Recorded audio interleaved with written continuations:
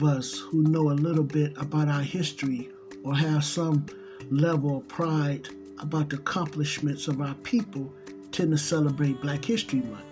Celebrating it in a routine fashion is kind of one of those things when the month of February comes around, people tend to celebrate it.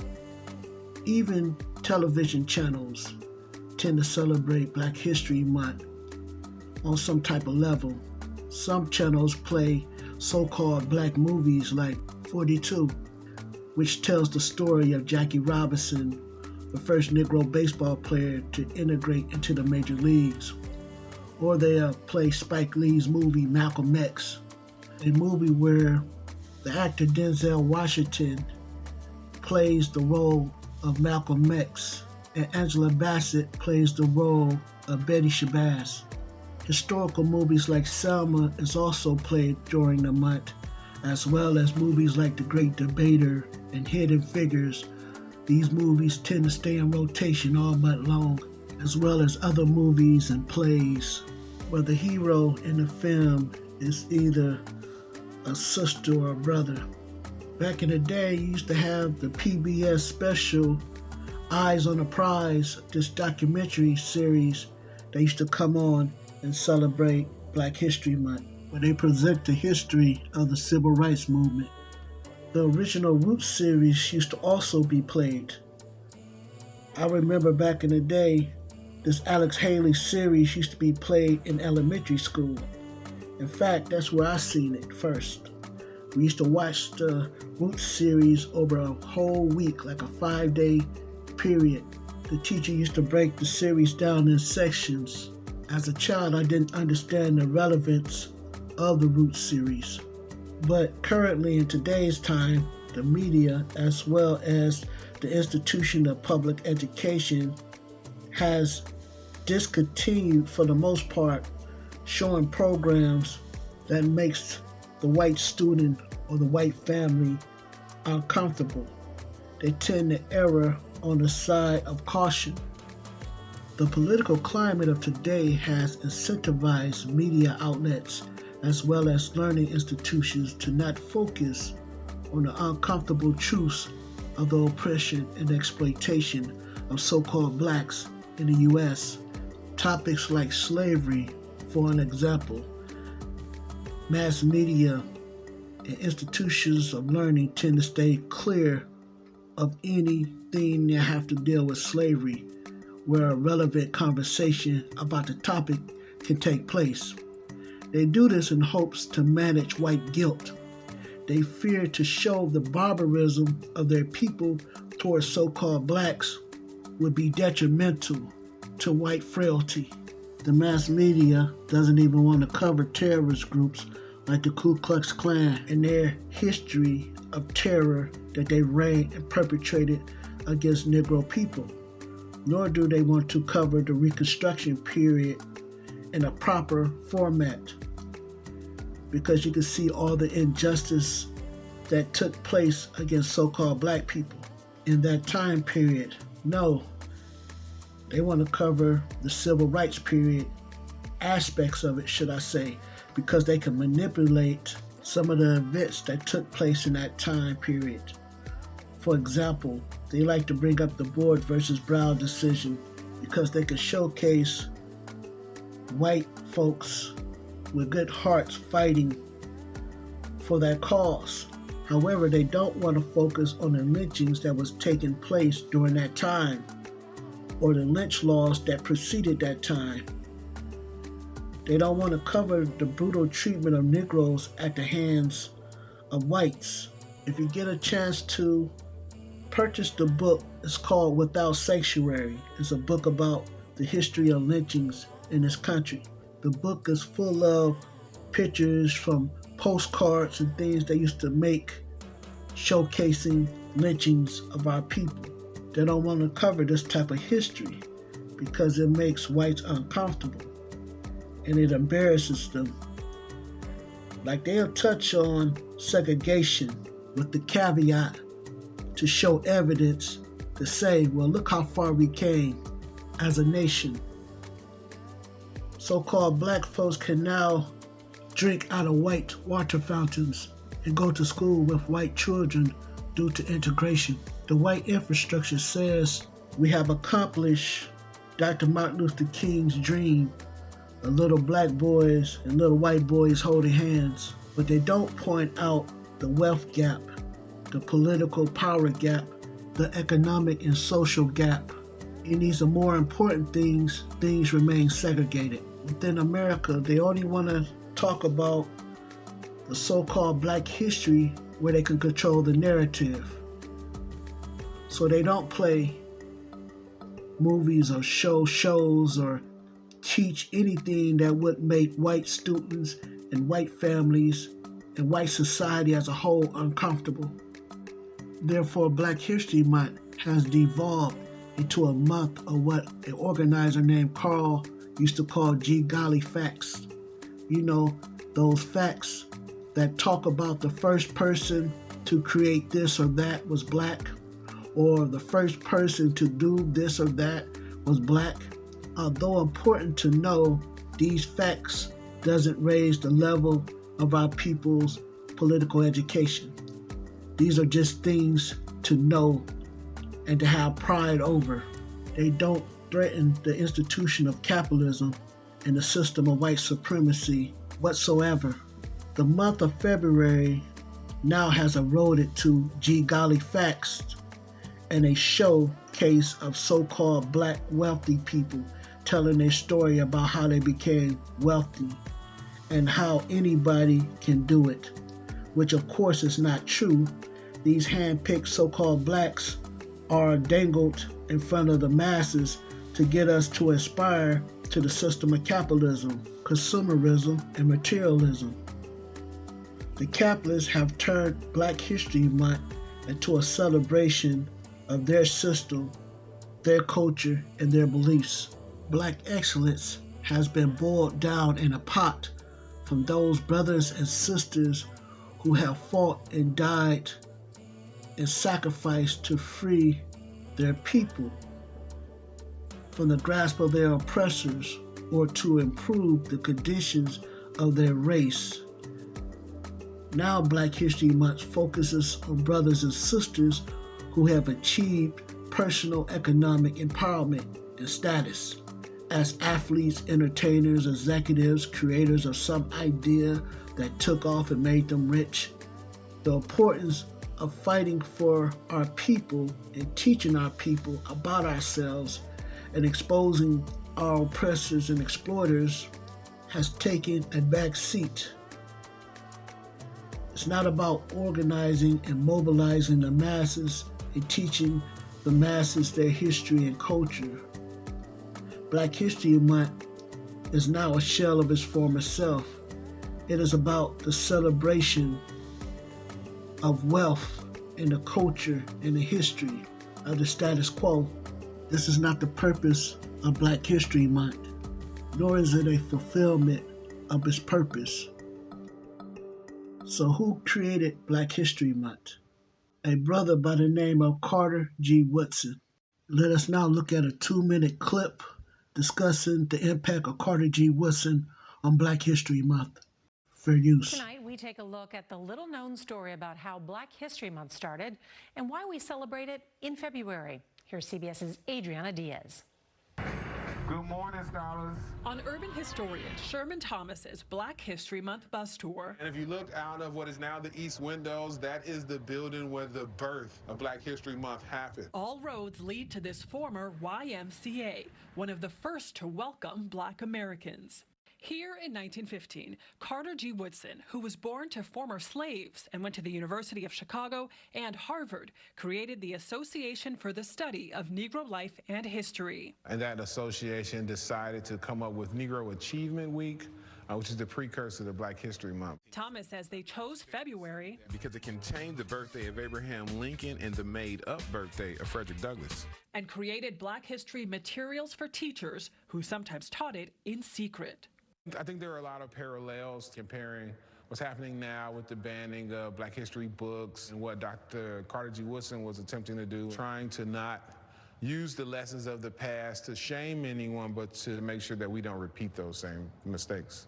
Evelyn Brooks Higginbotham is a Harvard history professor whose father worked with Woodson. For him, the idea of a week was never a week. It was always 365 days. He was a builder. He brought people together. I think he'd be very proud of the history that we've made, and I think he would agree that we still have a little ways to go. Adriana Diaz, CBS News, Chicago. Carter G. Woodson is the man credited in conceptualizing the need for his people to study their history and their culture on a national level as well as an international level.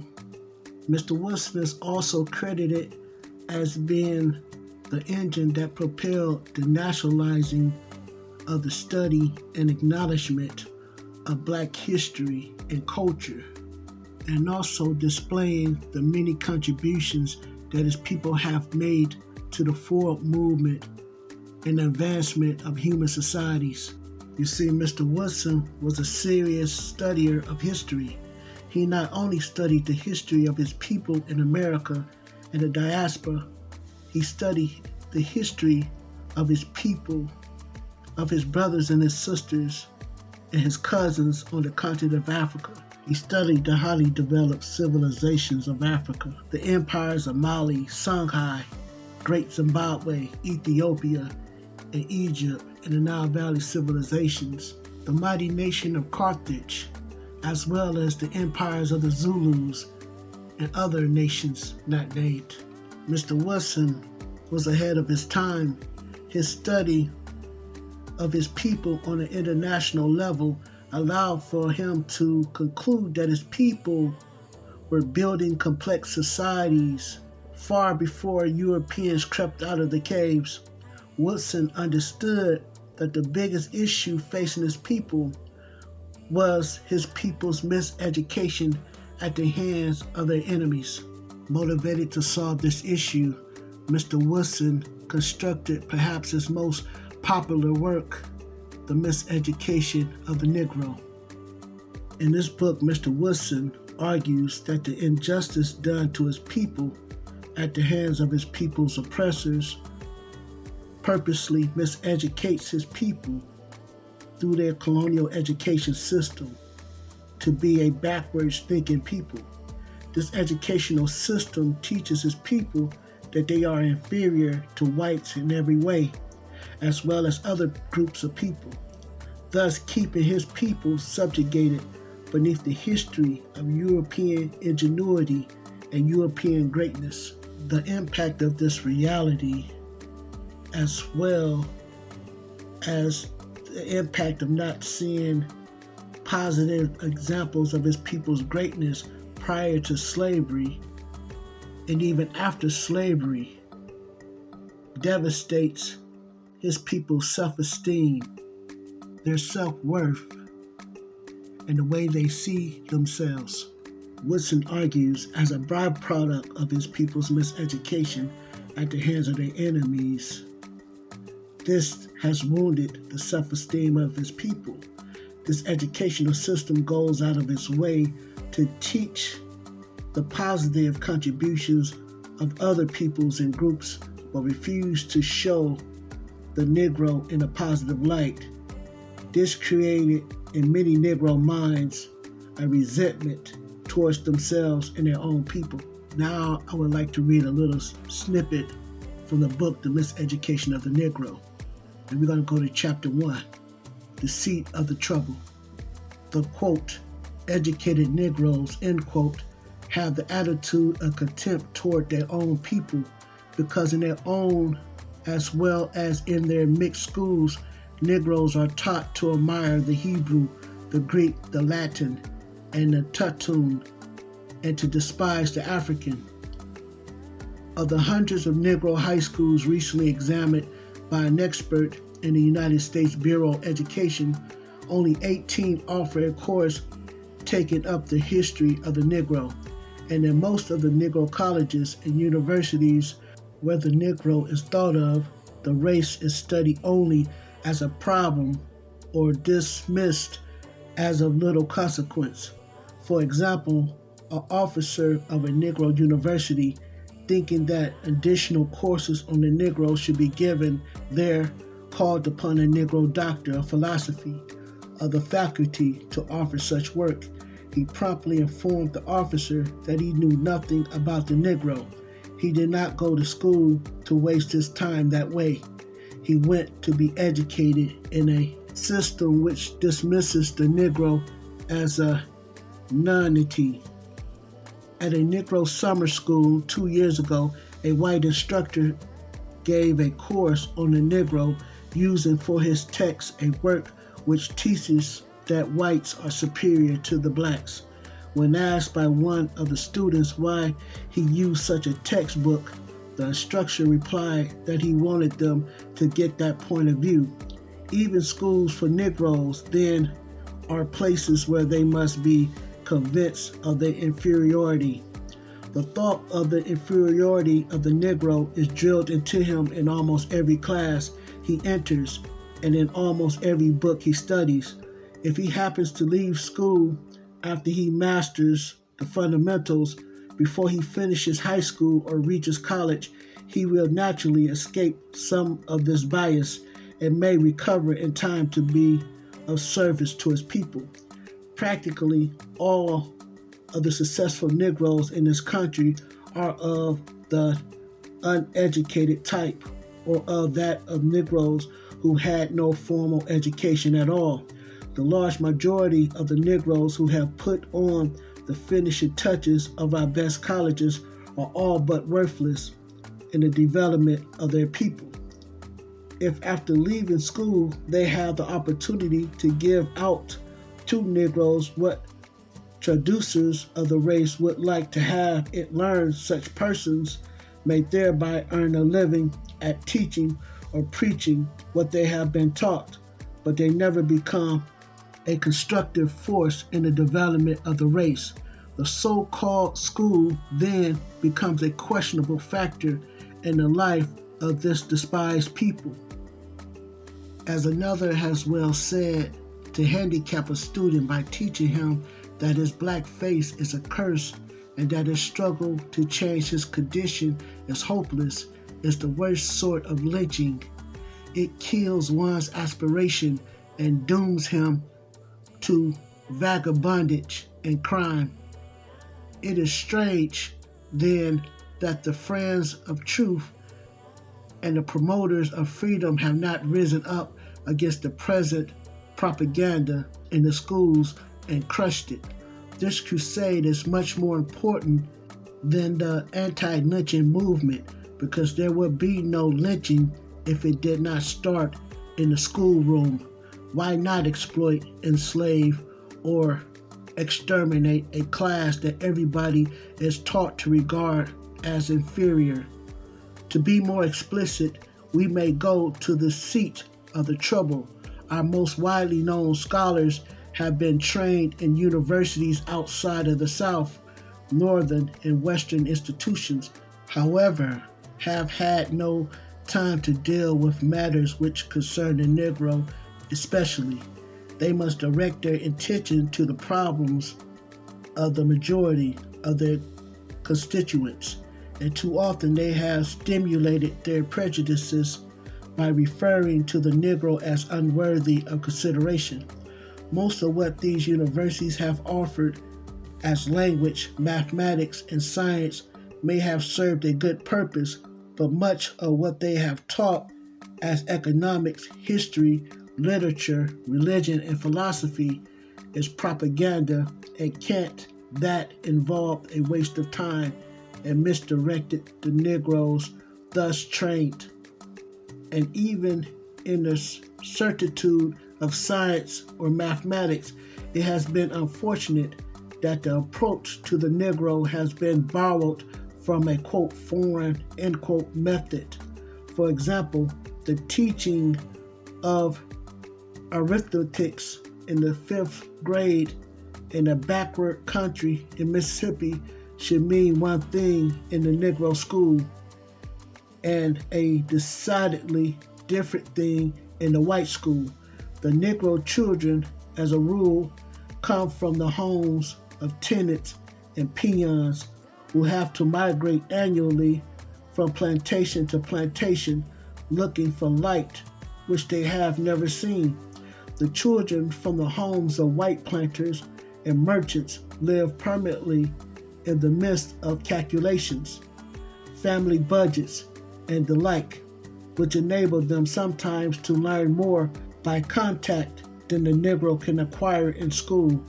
Instead of teaching such Negro children less arithmetics, they should be taught much more of it than the white children, for the latter attend a graded school consolidated by free transportation, when the Negroes go to one-room rented hovels to be taught without equipment and by incompetent teachers educated scarcely beyond the 8th grade. In schools of theology, Negroes are taught the interpretation of the Bible worked out by those who have justified segregation and winked at the economic debasement of the Negro, sometimes almost to the point of starvation. Driving their sense of right from this teaching, graduates such as schools can have no message to grip the people whom they have been ill-trained to serve. Most of such miseducated ministers, therefore, preach to benches, while illiterate Negro preachers do the best they can in supplying the spiritual needs of the masses.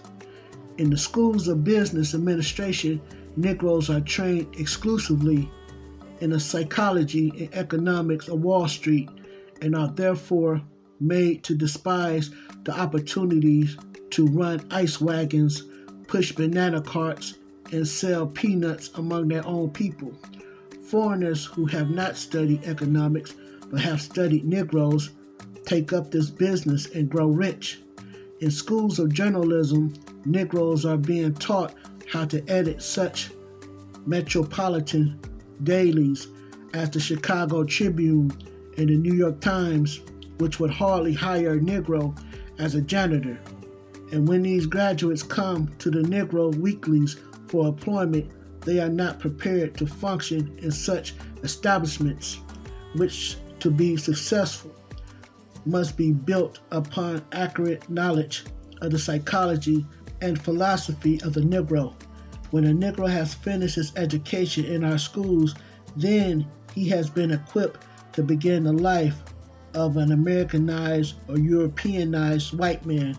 But before he steps from the threshold of his alma mater, he is told by his teachers that he must go back to his own people from whom he has been estranged by a vision of ideas, which in his disillusionment he will realize that he cannot attain.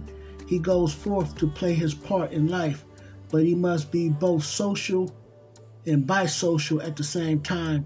While he is a part of the body politic, he is, in addition to this, a member of a peculiar race to which he must restrict himself in all matters social. While serving his country, he must serve within a special group. While being a good American, he must above all things be a, quote, good Negro, end quote. And to perform this definite function, he must learn to stay in a, quote, Negro's place, end quote.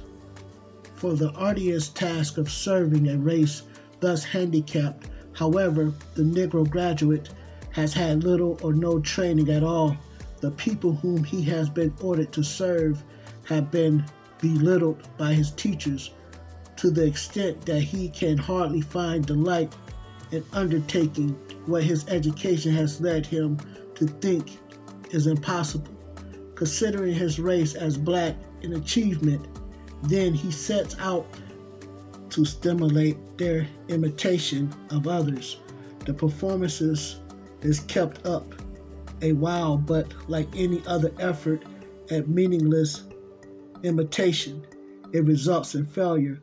Facing this undesirable result, the highly educated Negro often grows sour. He becomes too pessimistic to be a constructive force and usually develops into a chronic fault finder or a complainant at the bar of public opinion, often When he sees that the fault lies at the door of the white oppressor whom he is afraid to attack, he turns upon the pioneering Negro who is at work doing the best he can to extricate himself from an uncomfortable predicament. I read enough of this particular chapter where you can get a sense of our people's miseducation. Did you catch in that he called those who miseducate his people lynchers? They lynched us in their classrooms. One thing stuck out to me when I was reading over this, and it was how important it was for whites to promote to our people that we were inferior to them. Woodson also does a good job explaining that by the time our people leave their institutions, we are all but worthless far as helping our people develop. The brainwashing that we get from this form of education turns our people into tools used by the oppressor against our people. And that's what this comment by Carter G. Woodson means. Quote, the large majority of the Negroes who have put on the finishing touches of our best colleges are all but worthless in the development of their people. So who was Carter G. Woodson? We know that he studied history, our history. We know that he was an historian and an author. And if you do a quick Google search, you'll see that he also was a journalist. He also was the founder of the African American Life and History, also known as the ASALH formation. Carter Goodwin Wilson was the son of former slaves. He was born in Virginia in 1875. Woodson would pursue his learning from a young age. Most of his life, in fact, would be about learning about his people's history and their culture and teaching it to his people in the hopes of improving his people's condition. He got his bachelor degree in literature at Berea College in Kentucky. He would also become a teacher in Winona, West Virginia. Mr. Wilson was a serious man and took the issues derailing his people seriously. He understood that as long as his people's minds were colonized, his people would never be able to attain true freedom and true liberation. So he dedicated his life to the service of freeing his people from colonial education. He has published many books, manuscripts, in an effort to decolonize his people's mind. Mr. Wilson worked to bring the education of his people to the main stage. And in February 1926, he organized the celebration of Negro History Week, which later would become Black History Month. The brother's life work impacted the education community so much so that a host of schools would open bearing his name, Carter Goodwin Wilson, known as Carter G. Woodson, was ahead of his time. I believe if we look at our illustrious history and when we find positive contributions made by our people, somewhere in that you'll find the will of the Most High working within his people to complete that good work. In other words, if Mr. Woodson did anything good for his people, it was because of the Most High. Thank you for joining us on this lesson today. I hope that it has been a blessing to you. And if it has been a blessing to you, give all the praise and the glory to the Most High. And if you find any mistake or fault, put that on me. At this time, I'd like to give the Most High all the praise, all the glory, and all the honor for putting this lesson in my heart and giving me the skill set to present it to you. With that being said, if you led to repent, please do so. Other than that, shalom.